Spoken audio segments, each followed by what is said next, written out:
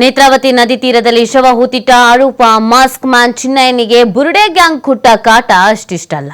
ಮೂಳೆ ಸಿಕ್ಕಾಗ ಭರ್ಜರಿ ಪಾರ್ಟಿ, ಸಿಗದೆ ಇದ್ದಾಗ ನಿಂದನೆಯ ಚಾಟಿ. ಬುರುಡೆ ಗ್ಯಾಂಗ್ ಟಾರ್ಚರ್ ತಾಳಲಾರದೆ ಶರಣಾದ್ನ ಚಿನ್ನಯ್ಯ ಅನ್ನೋ ಪ್ರಶ್ನೆ. 45 ವರ್ಷದ ಚಿನ್ನಯ್ಯನಿಗೆ ಬುರುಡೆಗಾಗಿ ಕೊಟ್ಟ ಕಾಟ ಎಂತದ್ದು ಗೊತ್ತಾ? ತನಿಖಾ ಸಂದರ್ಭದಲ್ಲಿ ಸಾಕಷ್ಟು ವಿಚಾರಗಳು ಹೊರಗೆ ಬಂದೇ ಬರುತ್ತೆ. ಆದ್ರೆ ತನಿಖೆಗಿಂತ ಮುಂಚಿತವಾಗಿ ನಾವು ಗಮನಿಸೋದಾದ್ರೆ ಏನೆಲ್ಲ ಆಗಿದೆ ಅನ್ನೋದನ್ನ. ಸೊ ಈ 45 ವರ್ಷದ ಚಿನ್ನಯ್ಯನನ್ನ ಈಗ ನಾವು ಚಿನ್ನಯ್ಯ ಅಂತ ಕರಿತಾ ಇದ್ದೀವಿ. ಮೊದಲಿಗೆ ಮಾಸ್ಕ್ ಮ್ಯಾನ್ ಅಂತ ಕರೆಯಲಾಗ್ತಿತ್ತು, ಮುಸುಕುಧಾರಿ ಅಂತ ಕರೆಯಲಾಗ್ತಿತ್ತು, ಕೆಲವರು ಭೀಮ ಇನ್ನೊಂದು ಮತ್ತೊಂದು ಕರೀತಾ ಇದ್ರು. ಬಟ್ ಈತನಿಗೆ ಒಂದು ಗ್ಯಾಂಗ್, ಆತ ಏನ್ ಹೇಳ್ತಾ ಇದ್ದಾನೋ ಆ ಗ್ಯಾಂಗ್ ಇನ್ನಿಲ್ಲದಂತ ಕಾಟುಕನ್ನ ಕೊಟ್ಟಿದೆ ಅನ್ನೋದನ್ನ ಆತ ಹೇಳ್ಕೊಳ್ತಾ ಇರೋದು. ಬುರುಡೆ ಸಿಕ್ದಾಗ ಒಂಥರ, ಬುರುಡೆ ಸಿಗದೆ ಇದ್ದಾಗ ಒಂಥರ, ಒಂದೇ ಬುರುಡೆ ಸಿಕ್ದಾಗ ಒಂಥರ, ಏನೂ ಸಿಗಲ್ಲ ಅಂತ ಗೊತ್ತಾದ್ಮೇಲೆ ಇನ್ನೊಂಥರ ಅವಾಚ್ಯ ಶಬ್ದಗಳಿಂದ ನಿಂದಿಸಲಾಗಿದೆ, ಕಾಟ ಕೊಡಲಾಗಿದೆ. ಮೊದಲಿಗೆಲ್ಲ ರಾಯಲ್ ಟ್ರೀಟ್ಮೆಂಟೇ ಇತ್ತಂತೆ. ಬುರುಡೆ ಹುಡುಕ್ಬೇಕು, ನೀನು ಬುರುಡೆ ಹುಡುಕ್ಬೇಕು ಅಂತ ಹೇಳಿ ಬಹಳ ಬಂದೋಬಸ್ತ್ನಲ್ಲಿ ಒಳ್ಳೆ ಊಟ ತಿಂಡಿ ರಾಜಮರ್ಯಾದೆಯನ್ನ ಕೊಡ್ಲಾಗ್ತಿತ್ತಂತೆ. ಯಾವಾಗ 1, 2, 3, 4, 5ರಲ್ಲಿ ಏನೂ ಸಿಗ್ಲಿಲ್ವೋ ಆಗ ಕಾಟ ಕೊಡೋದಕ್ಕೆ ಶುರುವಾಯ್ತಂತೆ. 6ರಲ್ಲಿ ಸಿಕ್ಕಿದ ಮೇಲೆ ಸ್ವಲ್ಪ ಓಕೆ ರಿಲೀಫ್ ಅನ್ನೋ ತರ ಇದ್ರೂ ಕೂಡ 7, 8, 9, 10ರಲ್ಲಿ ಅಗೈನ್ ಮತ್ತೆ ಯಾವಾಗ ಸಿಗ್ಲಿಲ್ಲ, ಪ್ರಕರಣದ ದಿಕ್ಕು ಬದಲಾಗುತ್ತೆ ಅನ್ನೋದು ಗೊತ್ತಾಯ್ತು. ಇನ್ನಿಲ್ಲದ ಕಾಟುಕನ್ನ ಕೊಡ್ಲಾಗಿದಂತೆ. ಅಸ್ಥಿ ಪಂಜರ ಯಾಕೆ ಸಿಗ್ತಿಲ್ಲ ಅಂತ ಚಿನ್ನಯ್ಯಗೆ ನಿರಂತರ ಒತ್ತಡ ಹೇರಲಾಗಿದೆ. ಪಾಯಿಂಟ್ 1ರಲ್ಲೇ ಬುರುಡೆ ಸಿಗದಿದ್ದಾಗ ಶುರುವಾಗಿತ್ತು ಕಾಟ. ಪಾಯಿಂಟ್ 6ರಲ್ಲಿ ಮೂಳೆ ಸಿಕ್ಕ ಬಳಿಕ ಮಾಸ್ಕ್ ಮ್ಯಾನ್ ಕೊಂಚ ನಿರಾಳ. ಪಾಯಿಂಟ್ ನಂಬರ್ 9 ಮತ್ತು 10ರ ಬಳಿಕ ಮತ್ತೆ ಟಾರ್ಚರ್ ಅನ್ನೋದು ಜೋರಾಗಿತ್ತತೆ. ಯಾಕಂದ್ರೆ ಈತ ನಂಗೆ ಪಾಪ ಪ್ರಜ್ಞೆ ಕಾಡ್ತಾ ಇದೆ ಅಂತ ಬರೆದಿದ್ನಲ್ಲ ಪತ್ರ, ಆ ಪತ್ರದಲ್ಲಿ 10, 11, 12, 13 ಈ ಪಾಯಿಂಟ್ಗಳ ಬಗ್ಗೆ ಭಯಾನಕವಾಗಿ ಬರೆದು ಬಿಟ್ಟಿದ್ದ. ನಾನು ಹಾಗೆ ಮಾಡ್ಬಿಟ್ಟಿದ್ದೀನಿ, ಹೀಗೆ ಮಾಡ್ಬಿಟ್ಟಿದ್ದೀನಿ, ಹಾಗಿತ್ತು ಹೆಣ, ಹೀಗಿತ್ತು ಹೆಣ, ಶವ ನಾನು ನೋಡಿದ್ದೆ ಅಂತೆಲ್ಲ. ಬಟ್ ಏನೂ ಸಿಗದೆ ಇದ್ದಾಗ ಆ ಗ್ಯಾಂಗ್ ಇತ್ತಲ್ಲ, ಈತನನ್ನ ಮುನ್ನೆಲೆಗೆ ಕರ್ಕೊಂಡು ಬಂದಂಥ ಗ್ಯಾಂಗ್ ಅಂತ ಏನು ಹೇಳ್ತಾ ಇದ್ದಾರೋ ಆ ಗ್ಯಾಂಗ್ ಸಾಕಷ್ಟು ಟಾರ್ಚರನ್ನು ಮಾಡಿದೆಯಂತೆ. ಅಸ್ಥಿ ಪಂಜರ ಯಾಕೆ ಸಿಗ್ತಿಲ್ಲ ಅಂತ ಚಿನ್ನಯ್ಯನಿಗೆ ಬುರುಡೆ ಗ್ಯಾಂಗ್ ತರಾಟಿಗೆನ ತೆಗೆದುಕೊಳ್ಳಲಾಗಿದೆ. ನೀನು ಹುಡುಕ್ತಾ ಇಲ್ಲ ಕರೆಕ್ಟ್ ಆಗಿ, ನೀನು ತೋರಿಸ್ತಾ ಇಲ್ಲ ಕರೆಕ್ಟ್ ಆಗಿ, ನಾವು ಹೇಳ್ದಂಗೆ ಮಾಡ್ತಾ ಇಲ್ಲ ಕರೆಕ್ಟ್ ಆಗಿ, ಎಲ್ಲ ಹಾಳಾಗೋಯ್ತು ಅಂತ ಹೇಳಿ ಇನ್ನಿಲ್ಲದಂತ ಟಾರ್ಚರನ್ನು ಮಾಡಲಾಗಿದೆ ಅನ್ನೋದನ್ನು ಹೇಳಲಾಗ್ತಾ ಇದೆ. ಈ ಸೂತ್ರಧಾರಿಗಳು ಅಂತ ಕರೆಸ್ಕೊಳ್ತಾ ಇರೋರು ಅಥವಾ ಗ್ಯಾಂಗ್ ಅಂತ ಕರೆಸ್ಕೊಳ್ತಾ ಇರೋರು ಈ ಮುಸುಕುಧಾರಿಯನ್ನ ಸಾಕಷ್ಟು ಹಿಂಸಿಸಿದ್ದಾರೆ. ಮೆಂಟಲಿ ಟಾರ್ಚರ್ ಅಂತ ಏನು ಹೇಳ್ತಾರೋ ಅದನ್ನ ಮಾಡಿದ್ದಾರೆ ಅನ್ನೋದನ್ನು ಹೇಳಲಾಗ್ತಾ ಇದೆ.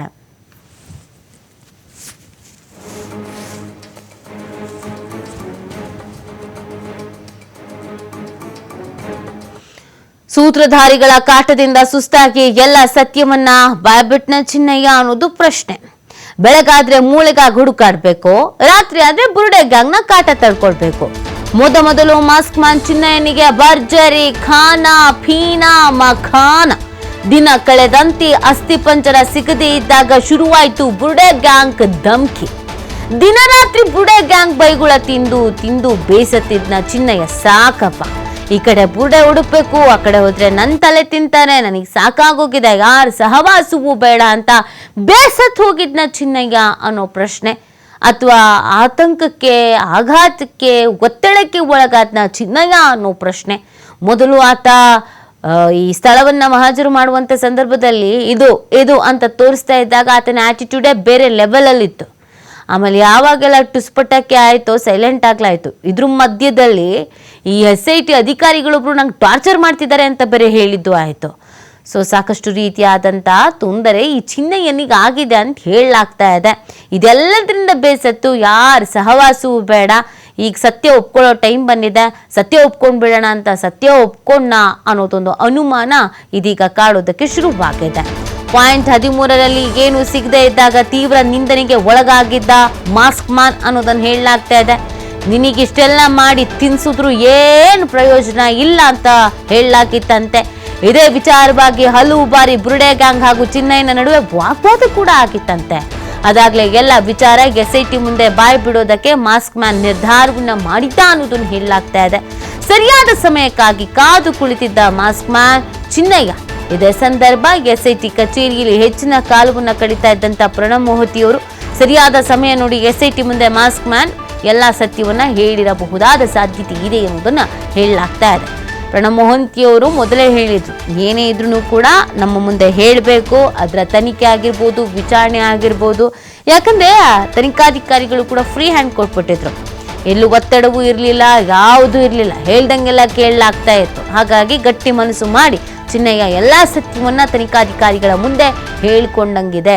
ಈ ಬಗ್ಗೆ ಮತ್ತಷ್ಟು ಮಾಹಿತಿ ನೀಡ್ತಾರೆ ನಮ್ಮ ಪ್ರತಿನಿಧಿ ಆದಿತ್ಯ, ಮತ್ತೆ ಲೈವ್ನಲ್ಲಿ ಜಾಯ್ನ್ ಆಗ್ತಾ ಇದ್ದಾರೆ. ಆದಿತ್ಯ, ಈ ಮುಸುಕುಧಾರಿ ಅಂತ ಬಂದಾಗ ಆತ ಮೊದಲಿಗೆ ಸ್ಥಳವನ್ನು ಗುರುತಿಸ್ತಾ ಇದ್ದಾಗ ತನಿಗೆ ಅಚಲವಾದಂಥ ಮೆಮೊರಿ ಪವರ್ ಇರಬಹುದು, ಪಾಯಿಂಟ್ ಟು ಪಾಯಿಂಟ್ ಗುರುತಿಸ್ತಿದ್ದಾನೆ ಅಂತ ಹೇಳಲಾಗ್ತಾ ಇತ್ತು. ಬರ್ತಾ ಬರ್ತಾ ಬರ್ತಾ ಆತನ ಆಟಿಟ್ಯೂಡ್ ಅಲ್ಲಿ ಚೇಂಜ್ ಆಗ್ತಾ ಇತ್ತು. ನಾವು ಅನ್ಕೊಳ್ತಾ ಇದ್ವಿ ಒತ್ತಡ ಇರುತ್ತೆ ಅಂತ. ಅದಲ್ದೇನೆ SIT ಟೀಮ್ನಲ್ಲಿ ಒಬ್ಬ ಅಧಿಕಾರಿಯನ್ನ ಕೂಡ ಬದಲು ಮಾಡಿದ್ರು, ಅವ್ರ ಮೇಲೆ ಆರೋಪಗಳನ್ನ ಮಾಡಿದ್ರು. ಬಟ್ ಇಲ್ಲಿ ಚಿನ್ನಯ್ಯನೇ ಎಷ್ಟು ಒತ್ತಡಕ್ಕೆ ಒಳಗಾಗಿದ್ರು, ಯಾವ ಥರ ಟಾರ್ಚರನ್ನು ಅನುಭವಿಸಿದ್ರು ಅಂತ ಆದಿತ್ಯ? ನೀತಿ ನಿಜವಾಗ್ಲೂ ಕೂಡ, ಯಾಕಂದ್ರೆ ಈ ಪ್ರಕರಣದಲ್ಲಿ ಡೇ 1 ಇಂದ ಹಿಡಿದು ಮೊನ್ನೆ ತನಕ ಆತ ಸತ್ಯವನ್ನ ಒಪ್ಪಿಕೊಳ್ಳುವವರೆಗೂ ಒಬ್ಬಿಬ್ರು ಸಂತ್ರಸ್ತರು ಅಲ್ಲ, ಚಿನ್ನಯ್ಯನಿಂದ ಹಿಡಿದು ಸಾಕಷ್ಟು ಸಂತ್ರಸ್ತರು ಇದ್ದಾರೆ. ತಾವು ಮಾಡದ ತಪ್ಪಿಗೆ ಅಪರಾಧವನ್ನ ಹೊರಿಸಿಕೊಂಡು ಬೈಗುಳವನ್ನ ತಿಂದಂಥವರು ಅಥವಾ ಸಾರ್ವಜನಿಕವಾಗಿ ಹೀಯಾಳಿಸಲ್ಪಟ್ಟವರಂಥವರು ಸಾಕಷ್ಟು ಜನ ಇದ್ದಾರೆ. ಅದರಲ್ಲಿ SIT ಟೀಮ್ನ ಅಧಿಕಾರಿಗಳು ಕೂಡ ಇದ್ದಾರೆ. ಆದರೆ ಈಗ ಅವರೆಲ್ಲರಿಗೂ ಕೂಡ ನಿರಾಳ, ಚಿನ್ನಯ್ಯನಿಗೂ ಕೂಡ ಅದೇ ಭಾವನೆ ಅಂತ ಹೇಳಲಾಗ್ತಾ ಇದೆ. ಬುರುಡೆ ಸಿಕ್ಕಂತ ಸಂದರ್ಭದಲ್ಲಿ ಆತನಿಗೆ ರಾಯಲ್ ಟ್ರೀಟ್ಮೆಂಟ್ ಅನ್ನ ನೀಡಲಾಗ್ತಾ ಇತ್ತು. ಆತ ಬುರುಡೆ ತೋರಿಸ್ತಾನಂತ ಬಂದಂತ ಸಂದರ್ಭದಲ್ಲೂ ಕೂಡ ಆತನಿಗೆ ಬೇಕಾದಂತಹ ಎಲ್ಲ ವ್ಯವಸ್ಥೆಗಳನ್ನ ಮಾಡಲಾಗಿತ್ತು. ಯಾವುದರಲ್ಲೂ ಕೂಡ ಕಮ್ಮಿ ಮಾಡ್ತಾ ಇರಲಿಲ್ಲ, ನೀನು ಬುರುಡೆಯನ್ನ ತೋರಿಸಬೇಕು ಅನ್ನುವಂತ ಒತ್ತಡ ಒಂದನ್ನ ಬಿಟ್ಟು. ಆದ್ರೆ ಯಾವಾಗ ಪಾಯಿಂಟ್ ನಂಬರ್ 1ರಲ್ಲೇ ಬುರುಡೆ ಸಿಗೋದಿಲ್ವೋ, ಅಂದ್ರೆ ಇಡೀ ಜಗತ್ತಿನ ಕಣ್ಣು ಅವತ್ತಿತ್ತು. ಬುರುಡೆ ಗ್ಯಾಂಗ್ಗೂ ಕೂಡ ಬಹಳ ನಿರೀಕ್ಷೆ ಇತ್ತು, ಇವತ್ತು ಇಲ್ಲಿ ಏನಾದರೂ ಸಿಗ್ಲೇಬೇಕು, ಇಲ್ಲಿ ಸಿಕ್ಕಿ ಒಂದು 2-3 ಪಾಯಿಂಟ್ ಅಲ್ಲಿ ಸಿಗ್ಲಿಲ್ಲ ಆದ್ರೂ ಪರವಾಗಿಲ್ಲ, ಆದ್ರೆ ಇವತ್ತು ಇಲ್ಲಿ ಸಿಗ್ಬೇಕು ಅನ್ನುವಂತ ರೀತಿಯ ಲೆಕ್ಕಾಚಾರ ಎಲ್ಲ ಅವ್ರದಿತ್ತು. ಆದ್ರೆ ಅವತ್ತಲ್ಲಿ ಏನೂ ಸಿಗೋದಿಲ್ಲ, ಅವತ್ತೇ ಟಾರ್ಚರ್ ಆರಂಭವಾಗಿತ್ತು.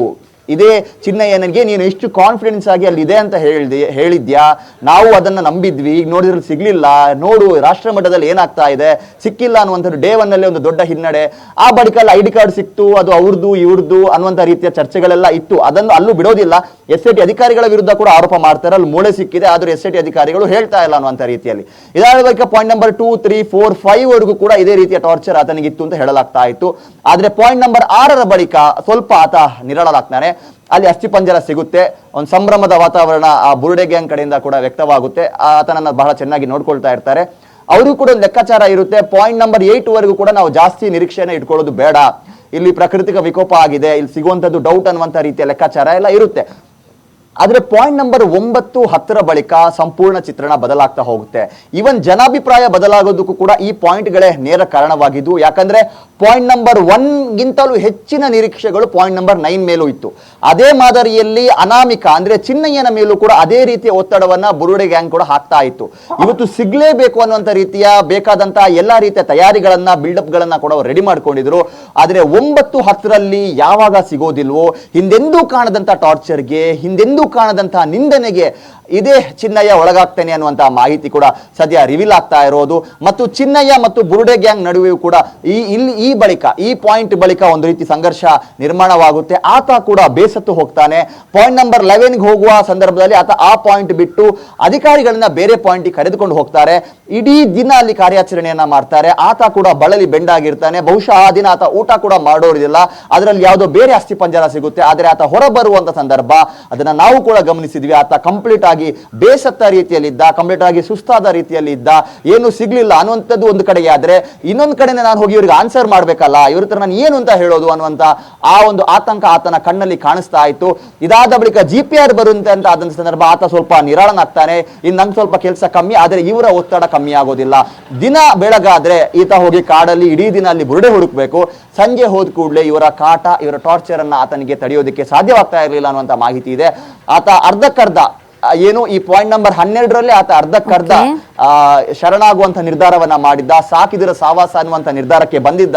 ಆದ್ರೆ ಯಾವಾಗ ಪಾಯಿಂಟ್ ನಂಬರ್ 13ರಲ್ಲಿ ಮತ್ತೆ ಹೈಪ್ ಕ್ರಿಯೇಟ್ ಆಗುತ್ತೆ, ಯಾಕಂದ್ರೆ ಅಲ್ಲಿ GPR ಯಂತ್ರ ಬರುತ್ತೆ, ಆತ ಕೂಡ ನಾವು ಗಮನಿಸಬಹುದು ಅಧಿಕಾರಿಗಳ ಜೊತೆಗೆ ಈತನೇ SIT ಅಧಿಕಾರಿನ ಅನ್ನುವಂತ ರೀತಿಯ ಡೌಟ್ ನಮ್ಗೆ ಕೂಡ ಬರ್ತಾ ಇತ್ತು. ಅವ್ರ ಅಧಿಕಾರಿಗಳ ಅಥವಾ ಚಿನ್ನಯ್ಯ ಅಧಿಕಾರಿನ ಅಂತ ಗೊತ್ತಾಗ್ತಾ ಇರಲಿಲ್ಲ. ಯಾಕಂದ್ರೆ ಆತ ಆ ಕಡೆ ಈ ಕಡೆ ಓಡಾಡೋದು, ಜಾಗವನ್ನ ತೋರಿಸೋದು, ಇನ್ನೂ ಆಳಕ್ಕೆ ಹೋಗಿ 18 ಅಡಿಗೆ ಹೋಗಿ ಅನ್ನುವಂಥ ರೀತಿಯಲ್ಲಿ ಆತ ಹೇಳೋದು. ಅಂದ್ರೆ ಆತನಿಗೆ ಈ ರೀತಿಯ ಇನ್ಪುಟ್ ಅನ್ನ ನೀಡಲಾಗಿತ್ತು. ಅದೇ ಕಾನ್ಫಿಡೆನ್ಸ್ ಅಲ್ಲಿ ಆತ ಅಲ್ಲಿ ನಾನು 10 ಹಾಕಿದ್ದೀನಿ, 18 ಹಾಕಿದ್ದೀನಿ ಮೃತದೇಹ ಅನ್ನುವಂಥ ರೀತಿಯಲ್ಲಿ ಹೇಳ್ತಾ ಇದ್ದ.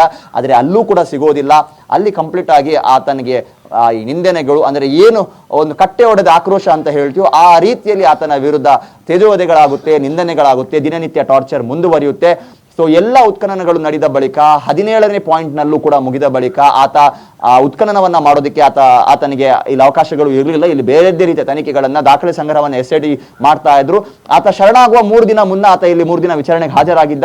ಮತ್ತು ಪ್ರಣವ್ ಮೊಹಂತಿ ಅವರು ಕೂಡ ಹೆಚ್ಚಿನ ಸಮಯವನ್ನ SIT ಕಚೇರಿಯಲ್ಲೇ ಕಳೀತಾ ಇದ್ರು. ಸೊ ಈ ಸಂದರ್ಭದಲ್ಲಿ ಪ್ರಣವ್ ಮೊಹಂತಿ ಅವರ ಮುಂದೆ ಆತ ಒಂದು ಸರಿಯಾದ ಸಮಯವನ್ನು ನೋಡಿ ಅವರು ವಿಚಾರಣೆಯನ್ನ ಮಾಡುವ ಸಂದರ್ಭ ಎಲ್ಲ ನೋವು ನಿಂದನೆಗಳ ಜೊತೆಗೆ ಈ ಬುರುಡೆಯ ಕತೆ ಇದು ಕಟ್ಟು ಕತೆ, ನಾನ್ ತಂದಂತ ಬುರುಡೆ ಎಲ್ಲಿಂದ ತಂದಿದ್ದೀನಿ ಅಂತ ನಂಗೆ ಗೊತ್ತಿಲ್ಲ ಸರ್, ಅವ್ರು ಹೇಳಿದ್ರು ನಾನು ತಂದು ಕೊಟ್ಟೆ ಅನ್ನುವಂತ ರೀತಿಯಲ್ಲಿ ಆತ ಹೇಳ್ತಾನೆ.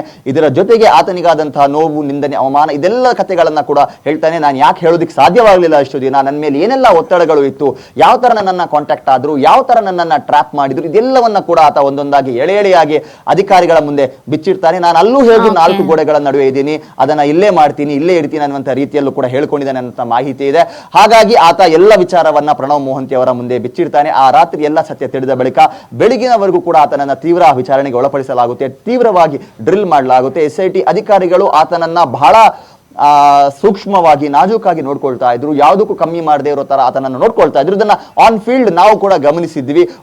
ಆತ ಸಾಕ್ಷಿದಾರ, ಒಂದ್ ಕಡೆಯಿಂದ ಆರೋಪಿ ಹೌದು, ಆ ದಿನದವರೆಗೂ ಆತ ಸಾಕ್ಷಿದಾರ.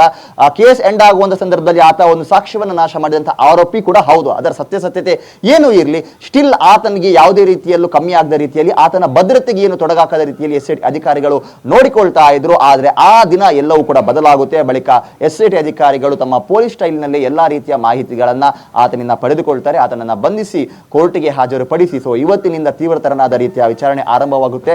ಈತನ ಸೂತ್ರಧಾರರು ಯಾರು ಅನ್ನೋದಕ್ಕೆ ಈಗಾಗಲೇ SITಯಲ್ಲಿ ಬಹಳಷ್ಟು ಸಾಕ್ಷ್ಯಗಳು ಇದೆ. ಬಲವಾದ ದಾಖಲೆಗಳನ್ನು ಸಂಗ್ರಹಿಸಿ, ಸಾಕ್ಷ್ಯಗಳನ್ನು ಸಂಗ್ರಹಿಸಿ ಮತ್ತು ಆತನ ಸಂಬಂಧಿಕರ ಹೇಳಿಕೆಯನ್ನ ಸಂಗ್ರಹಿಸಿ ಇವತ್ತು ಅಥವಾ ಯಾವುದೇ ಕ್ಷಣದಲ್ಲೂ ಅವರಿಗೆ ಕಿಡ್ಡ ತೋಡುವಂತಹ ಎಲ್ಲಾ ಸಾಧ್ಯತೆಗಳು ಇದೆ. ನೀತಿ ಫೈನ್, ಥ್ಯಾಂಕ್ ಯು ಆದಿತ್ಯ.